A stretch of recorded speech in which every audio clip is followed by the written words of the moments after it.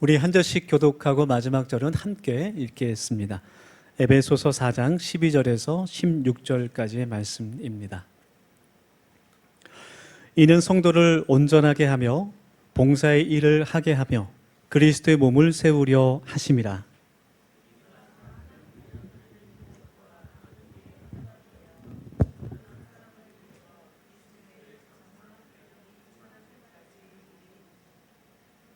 이는 우리가 이제부터 어린아이가 되지 아니하여 사람의 속임수와 간사한 유혹에 빠져 온갖 교훈의 풍조에 밀려 요동하지 않게 하려 함이라.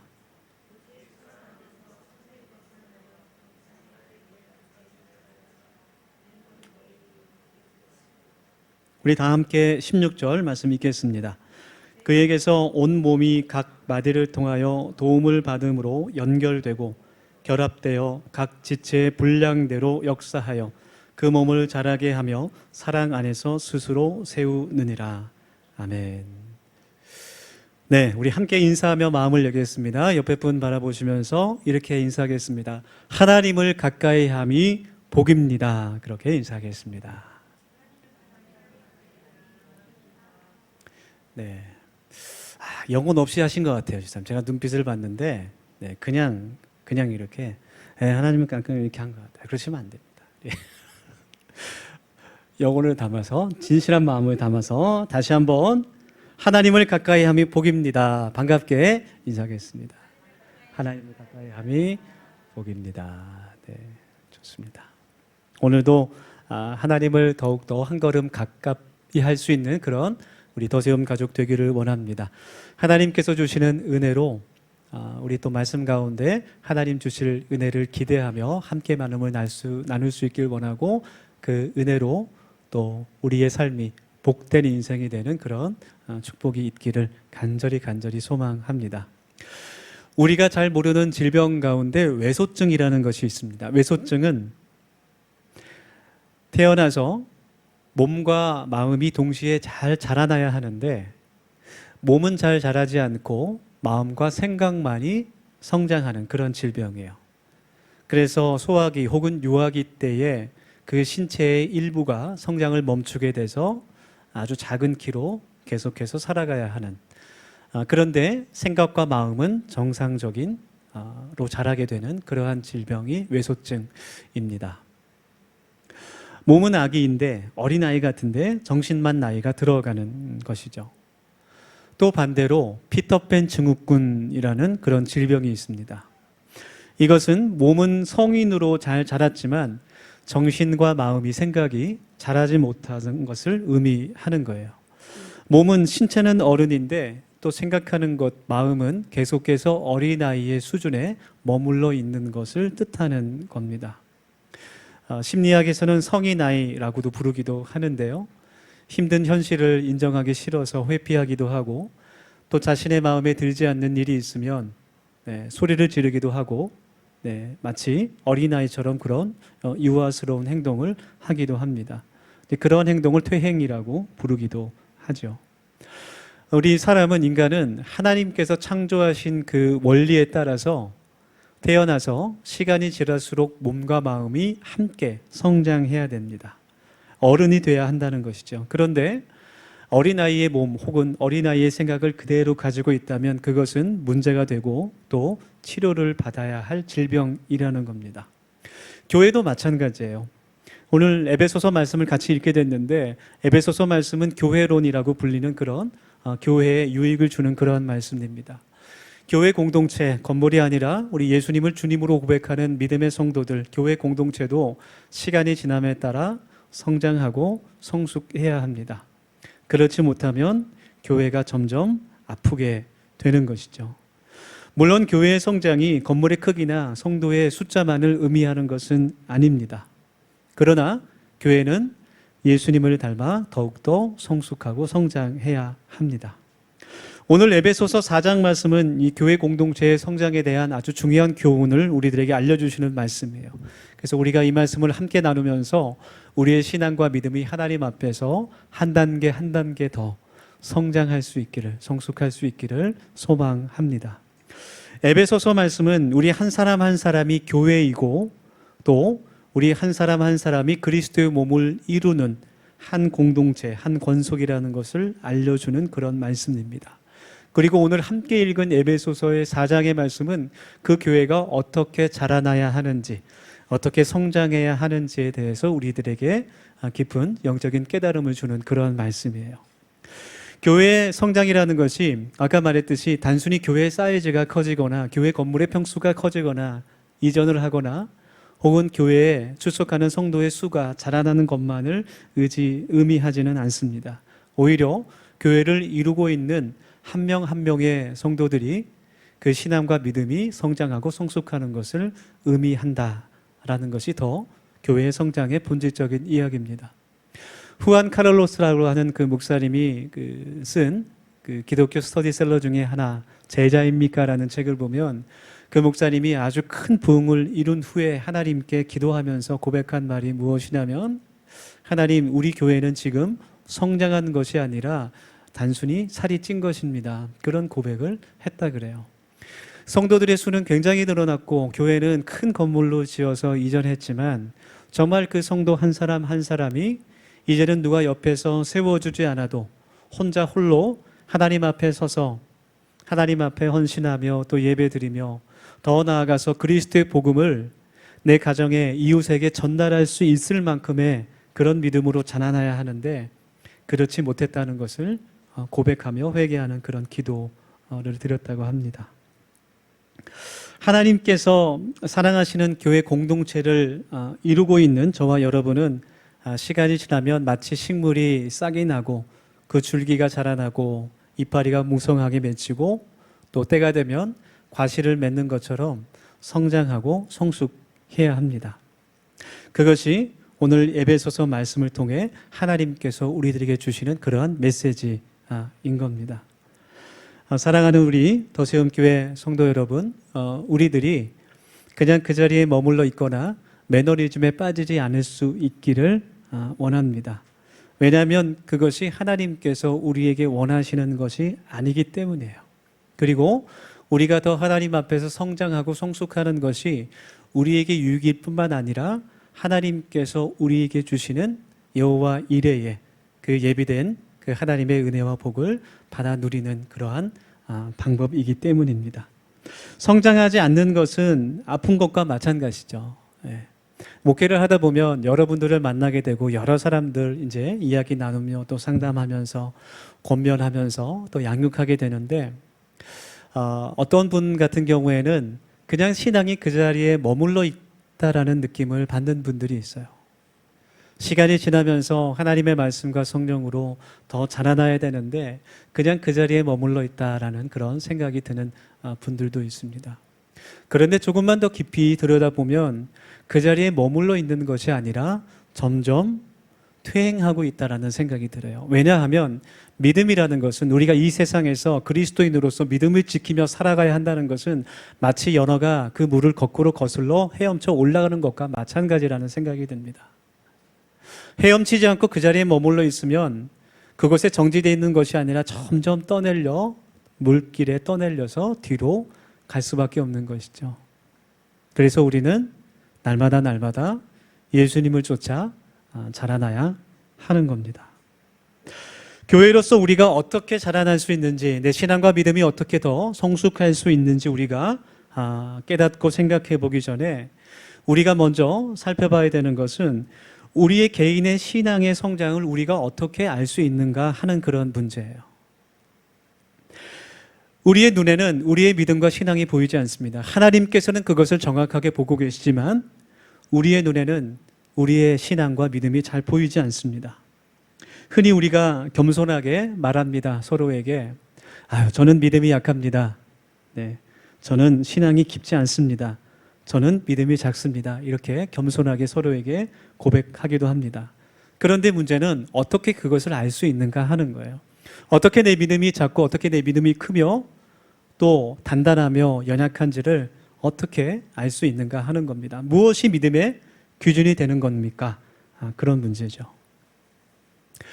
이 시간 제가 여러분들에게 좀 질문을 하겠습니다. 여러분, 하나님께서 살아계심을 믿습니까? 네, 우리 믿으시는 분들은 입으로 시인하며 함께 고백했으면 좋겠습니다. 지금도 하나님께서 살아 역사하시는 것을 여러분 믿습니까? 아멘. 하나님께서 이 세상을 창조하셨고 예수 그리스도 그 독생자 아들을 이 땅 가운데 나를 위해 보내주신 것을 여러분 믿고 고백하십니까? 예수님의 십자가의 은혜 때문에 우리가 죄와 사망에서 벗어나서 하나님의 자녀가 된 것을 여러분 믿고 고백하십니까? 아멘. 네, 그것을 고백했다면 우리들은 믿음의 자녀인 거예요. 네, 믿음의 사람입니다. 근데 간혹 보면 교회를 다니시는 분들 가운데 이것을 믿지 않고 교회를 잘 나오시는 분들이 간혹 있어요. 네. 이러한 믿음이 없이 하나님을 향한 그런 믿음과 예수님을 나의 구주로 고백하는 고백이 없이 신앙생활을 하는 분들도 간혹 있습니다. 참 신기합니다. 네, 모세의 그 홍해가 갈라진 기적 이후로 최대의 기적 아닌가 그런 생각이 들 정도로 믿지 않는데도 예배를 잘 나오시고 네, 찬양도 잘 부르시고 네, 그런 분들이 있어요. 네, 얼마나 힘들겠어요. 믿지 않고 교회에 다니면 얼마나 힘들겠습니까? 혹시라도 여기에 아직 하나님을 진실하게 믿지 않는 분이 계시다면 네, 더 이상 버티지 마시고 믿으시기 바랍니다. 아멘. 네, 이것은 제가 강요를 하겠습니다. 믿으시기 바랍니다. 우리는 모두 다 같이 고백한 것처럼 믿음의 사람이죠. 그런데 성경은 그 믿음에 대해서 크기를 이야기하고 있어요. 마치 믿음이 살아있는 인격처럼 믿음이 작다 또 크다, 연약하다 혹은 굳다, 담대하다 그런 이야기를 성경에서 우리에게 합니다. 마태복음 8장의 말씀을 보면 예수님의 제자들이 배를 타고 가는 길에 예수님께서 먼저 떠나시고 예수님을 만나러 배를 타고 가는 길에 풍랑을 만나게 되죠. 폭풍을 만나게 됩니다. 예수님의 제자 가운데서는 일평생을 바닷가에서 살았던 어부들도 여럿 있었어요. 그런데 바다에 대해서 누구보다도 잘 알고 있는 그 어부들이 볼 때도 이것은 보통 바람이 아니다. 우리가 죽게 생겼다라고 생각할 정도의 그런 풍랑을 만나게 돼요. 모두가 다 이제 우리는 끝났다라고 생각한 순간 예수님께서 찾아오셔서 그 제자들을 향해서 믿음이 작은 자들아 왜 의심하였느냐 그렇게 말씀하십니다. 믿음이 작다고 말씀하세요. 같은 마태복음 8장 말씀에서 자신의 종을 살리기 위해서 백부장이 예수님을 찾아오죠. 예수님께서 집으로 간다 말씀하실 때 그렇게 하실 필요 없습니다. 말씀만 하시옵소서. 그러면 종이 나을 것입니다. 그렇게 고백합니다. 예수님께서 그 백부장을 보고 이스라엘의 이만한 믿음을 내가 보지 못했다. 이렇게 큰 믿음을 내가 보지 못했다. 그렇게 칭찬하십니다. 믿음이 작다고도 말씀하시고 크다고도 말씀하시는 것 같아요.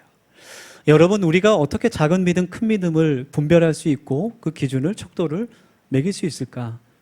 네. 어떤 분들은, 다는 아니지만 정말 몇몇 분들은 그 믿음의 크기, 신앙의 크기를 교회 직분으로 점수를 매기는 분들이 있어요.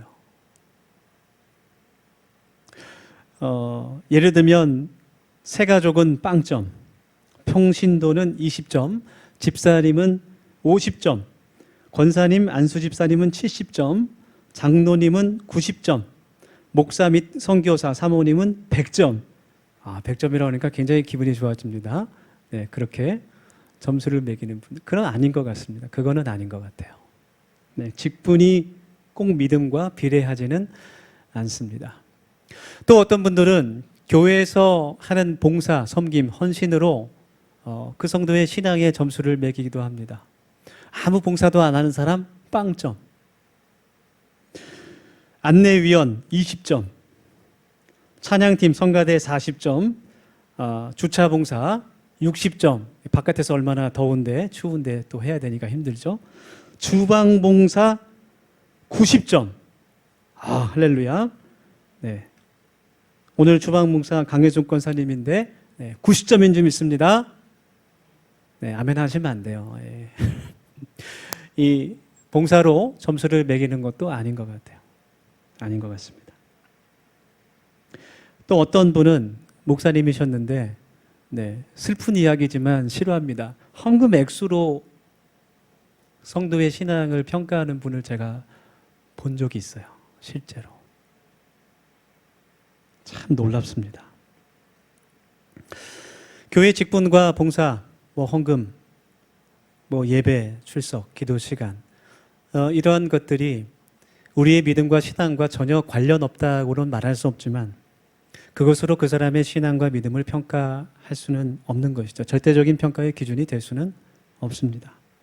그래서 주님께서 말씀하시기를 큰 자가 작은 자가 되고 작은 자가 큰 자가 된다. 그렇게 말씀하시는 거예요. 예수님께서 계셨을 때 그 유대 사회에서 가장 믿음과 신앙이 좋았던 사람은 누굴까요? 가장 칭찬받았던 사람이 누굽니까?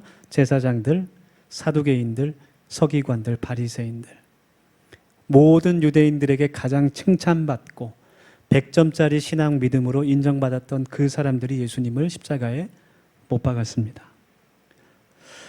오늘 본문 에베소서 4장의 말씀을 통해서 우리의 믿음과 신앙이 어떻게 성장해야 하는지, 무엇이 작은 믿음이고 무엇이 큰 믿음인지 함께 주님의 말씀을 나누기를 원합니다. 15절 말씀을 한번 읽어보겠습니다. 같이 읽어볼까요? 15절 말씀 시작. 오직 사랑 안에서 참된 것을 하여 범사에 그에게까지 자랄지라. 그는 머리니 곧 그리스도라. 이 말씀을 이제 원어 성경 또 영어 번역 성경 몇 가지를 비교해서 제가 의역을 좀 해봤는데요. 이렇게 번역할 수 있을 것 같아요. 성령 안에서 진리를 말하고 모든 삶에서 예수님을 닮아가도록 반드시 성장해야 합니다. 이것이 예수님을 머리로 하는 교회 공동체의 성장입니다. 그래서 첫 번째로 우리는 우리의 믿음과 신앙이 성장하기 위해서는 진리의 말씀, 하나님의 살아있는 그 말씀을 내 자신의 마음 가운데 그리고 다른 가족들과 이웃들의 마음 가운데 선포해야 합니다. 그것이 우리의 믿음과 신앙이 성장하고 성숙할 수 있는 방법입니다. 우리의 믿음이 그대로 머물러 있지 않고 성장하기 위해서는 하나님의 말씀을 듣고 그 말씀을 묵상하고 자신의 마음 가운데 선포해야 합니다. 그래서 우리가 주일에 이렇게 하나님의 말씀, 성경 말씀을 나누는 시간이 얼마나 소중하고 귀한 시간인지 모르겠어요. 우리의 영의 양식을 먹는 시간입니다. 하나님의 진리의 말씀으로 우리가 성장하는 시간입니다. 하나님의 말씀을 읽고 묵상하면서 우리가 경험할 수 있어야 돼요. 이 말씀이 정말 진짜구나. 거짓이 아니라 이 말씀이 진리구나. 그 진리가 주는 기쁨이 있어요. 이것이 정말 진리구나. 이 하나님의 말씀, 예수님께서 나를 위해 십자가에 달려 돌아가셨다는 이것이 진리구나. 말씀을 통해서 우리가 정말 그 말씀이 꿀과 같이 달다는 그것을 우리가 경험할 수 있어야 됩니다. 그렇게 내 마음에 진리의 말씀을 계속 심게 되면 하나님께서 그 다음에 내 마음 속에서 믿음이 더욱더 자라게 하시고 크게 하시고 흔들리지 않는 그런 굳은 믿음으로 성장하게 하십니다. 그것이 하나님 말씀의 자체의 능력이에요. 고린도전서 3장의 말씀을 보면 사도 바울이 고린도 교회 성도들에게 서로 다투고 갈등하고 있는, 서로 팔을 나누어서 서로 싸우고 있는 그 사람들에게 권면하는 말씀이 있어요. 나는 심었고 아볼로는 물을 주었으되 자라게 하시는 분은 오직 하나님이시다. 그런 이야기를 합니다. 바울이 예수님의 복음을 그들의 마음 가운데 심었고 아볼로가 하나님의 말씀으로 그들을 양육했지만 그 마음 안에서 믿음이 자라게 하시는 분은 오직 하나님 한 분이시다라는 것을 고백하는 거예요. 여러분, 성경은 분명하게 우리들에게 진리를 들려줍니다. 아멘. 하나님의 말씀은 분명하게 우리들에게 진리를 들려주시는 거예요. 여러분, 예수님께서 나를 위해서 죽으셨다는 것을 믿습니까? 예수님께서 나를 위해 돌아가셨다는 것을 여러분 믿습니까? 아멘. 어떻게 이것이 믿어질 수 있습니까, 여러분? 2000년 전에 나와 한 번도 이야기해보지 않았던, 나와 민족도 다르고 인종도 다르고 언어도 다르고 문화와 모든 것이 달랐던 그 예수라는 사람이 나를 위해서 죽었다는 것이 어떻게 믿어질 수가 있어요? 이것은 전혀 과학적이지도 않고 상식적인 이야기도 아닙니다. 그런데 우리가 이것을 믿을 수 있는 것은 하나님께서 우리에게 믿음을 주셨기 때문이에요. 그렇지 않고서는 믿을 수가 없는 거예요. 하나님을 만나지 않은 사람은 이것을 믿을 수가 없습니다. 믿어지지가 않는 거예요. 마음에서 도대체 믿어지지가 않는 거예요. 어떻게 예수라는 사람이 나를 위해서 죽었을까? 믿음은 하나님께서 우리에게 주시는 선물인 거예요. 사람의 의지와 결단으로 믿는 것이 아니라 하나님께서 말씀을 통해 우리에게 주시는 선물입니다. 그래서 우리들의 마음 가운데 하나님의 진리의 말씀이 계속해서 심어져야 되는 거예요. 심어질 때 하나님께서 그 말씀을 통해 우리들에게 역사해 주시고 우리의 믿음이 더욱더 흔들리지 않는 그런 큰 믿음으로 자라게 하시는 줄 믿습니다. 그렇게 성장할 수 있는 우리 더세움 가족들이 되기를 예수님 이름으로 축원합니다. 아멘. 그리고 그러한 믿음이 더욱더 굳어지고 성장하기 위해서는 내 마음 가운데 심어진 그 말씀, 그 마음에 선포한 그 말씀이 다른 사람들에게 전해지고 선포되어야 합니다. 교육학에서 말할 때 내가 배운 내용이 가장 내 마음에 기억에 깊이 남을 수 있는 방법은 무엇이냐면, 물론 반복해서 공부하는 방법도 있지만 더 좋은 방법은 내가 그것을 다른 사람에게 가르치는 거예요. 내가 배웠던 그 지식을, 그 말씀을 다른 사람에게 내 말로 바꿔서 또 준비해서 가르치게 될 때 그것이 가장 내 머릿속에 깊이 기억된다라고 말합니다. 가장 오랫동안 남는다는 거예요. 여러분, 하나님의 진리를 담대하게 선포하실 수 있기를 원합니다. 우리는 하나님의 말씀을 전할 기회가 생기면 먼저 마음속에 걱정부터 하는 것 같아요. 이 말을 듣는 사람이 이것을 받아들일 수 있을까?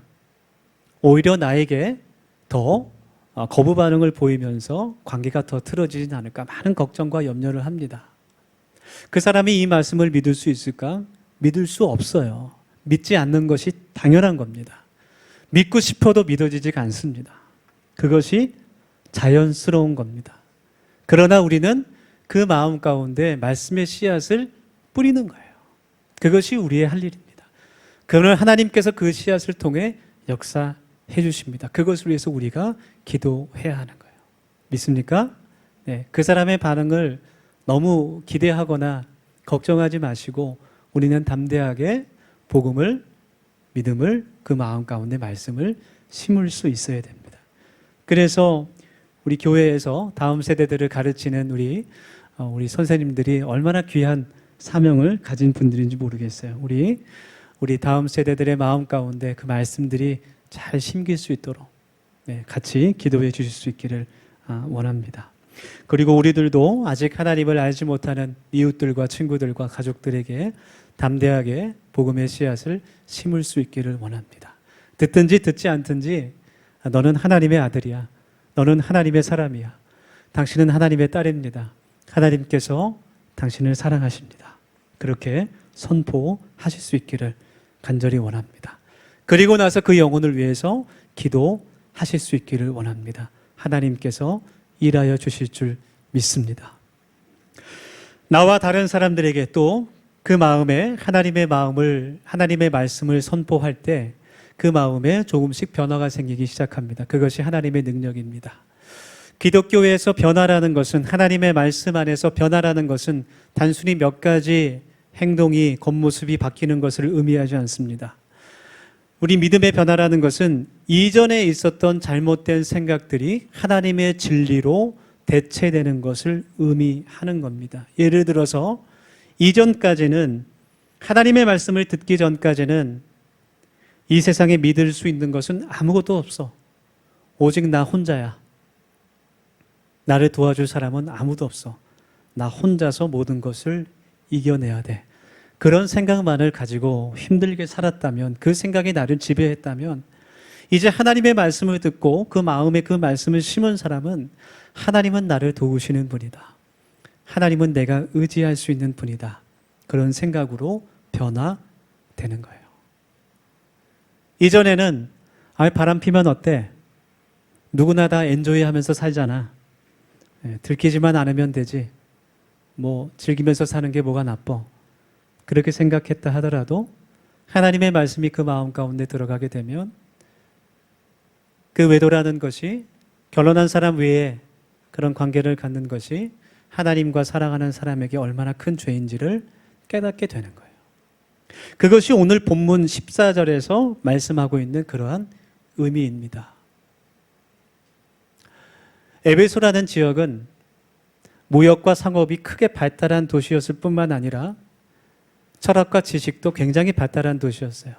소아시아 지역의 가장 큰 도서관이 에베소 안에 있었습니다. 그곳에 많은 학문과 문화와 철학이 있었고 또 상업과 무역 그런 물자가 발달하다 보니까 온갖 속임수와 거짓된 교훈들에 흔들리는 사람들이 많았습니다.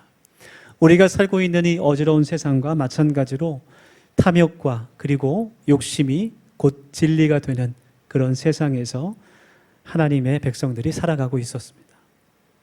여러분, 우리들이 이러한 세상에서 살고 있지만 오직 하나님의 말씀만 진리로 붙잡고 살아갈 수 있는 우리 더세움 가족들 되기를 간절히 소망합니다. 아멘. 그 말씀을 통해 우리가 자라날 수 있기를 원합니다. 둘째로 우리의 믿음이 성장하기 위해서 우리의 마음이 우리의 신앙이 자라나기 위해서는 모든 삶에서 예수님을 닮아가야 합니다. 그것이 제자의 모습입니다. 아까 읽었던 15절의 말씀인데요. 오직 사랑 안에서 참된 것을 하여 범사에 그에게까지 자랄지라 그는 머리니 곧 그리스도라. 이 말씀은 삶의 실천에 관한 순종에 관한 그런 말씀입니다. 기독교의 믿음은 관념이 아니라 실천이고 생각이 아니라 순종입니다. 야고보서의 말씀처럼 행함이 없는 믿음은 죽은 것이다. 그것을 우리가 기억할 수 있어야 돼요. 그래서 우리가 진리의 말씀을 마음에 담고 그 말씀이 우리의 삶에서 실천될 수 있도록 우리가 노력할 때 또 성령님의 은혜를 구할 때 우리의 믿음이 성장하게 되는 거예요. 요한계시록의 말씀에 보면 에베소 교회에 대한 말씀이 나오게 되는데 7교회에 대한 말씀이 나오면서 에베소 교회를 책망하는 그 말씀이 기록되어 있어요.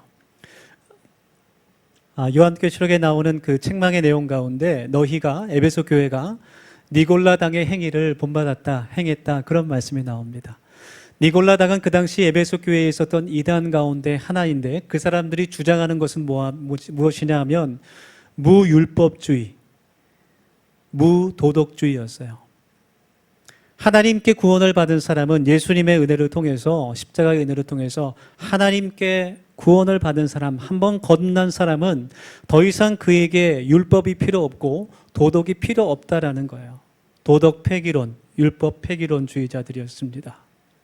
한번 하나님께 구원받은 사람은 다시는 그 구원을 잃어버릴 일이 없고 하나님께서 온전한 은혜로 그를 붙드시기 때문에 그의 마음대로 살아가도 전혀 상관이 없다라고 말하는 거예요. 그의 본능대로 살아갈지라도 구원받은 사람은, 거듭난 사람은 세상에서 거릴 것이 전혀 없고 하나님께서 그 구원을 절대 걷어가지 않으신다라고 주장하는 거였습니다. 그 결과 어떻게 됐겠습니까? 믿음의 행위가 없는 껍데기 신앙만이 남게 됐어요. 네. 모든 죄책감, 정죄가 사라지고 자신의 본능이 이끄는 대로 살아가는 그런 신앙이 됐습니다. 지금의 구원파라는 이단과 비슷한 점이 많은 것 같아요. 구원파도 주장하는 것이 한 번 구원받은 사람은 절대로 구원을 잃어버릴 수 없다. 그렇게 말하죠. 그래서 구원받은 날짜를 강조하는 겁니다.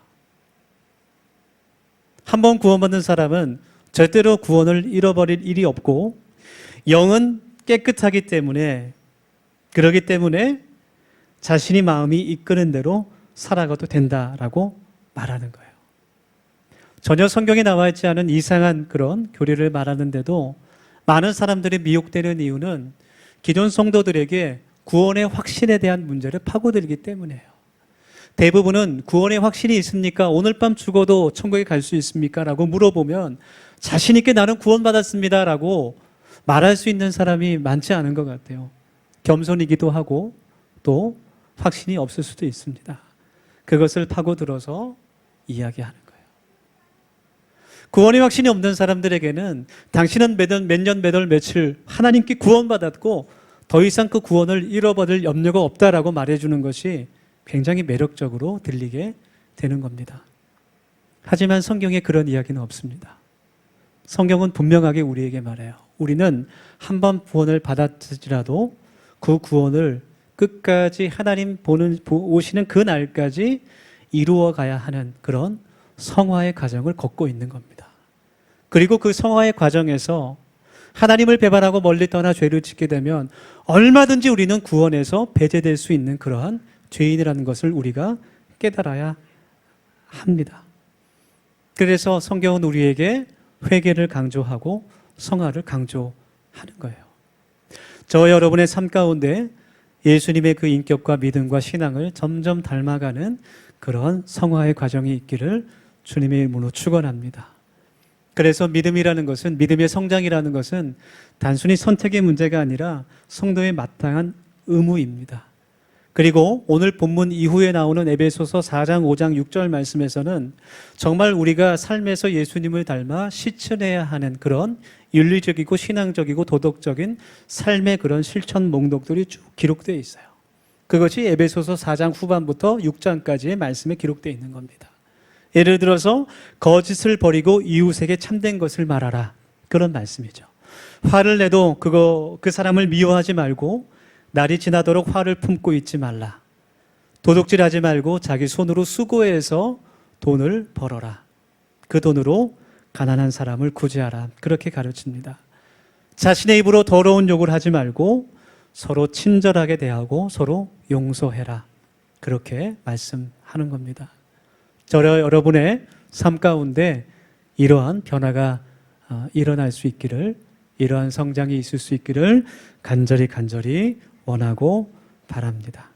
아멘. 그래서 우리의 삶에서 성령의 선한 열매들이 맺혀질 수 있기를, 그것이 우리의 성장의 성숙의 증거가 될 수 있기를 간절히 원합니다.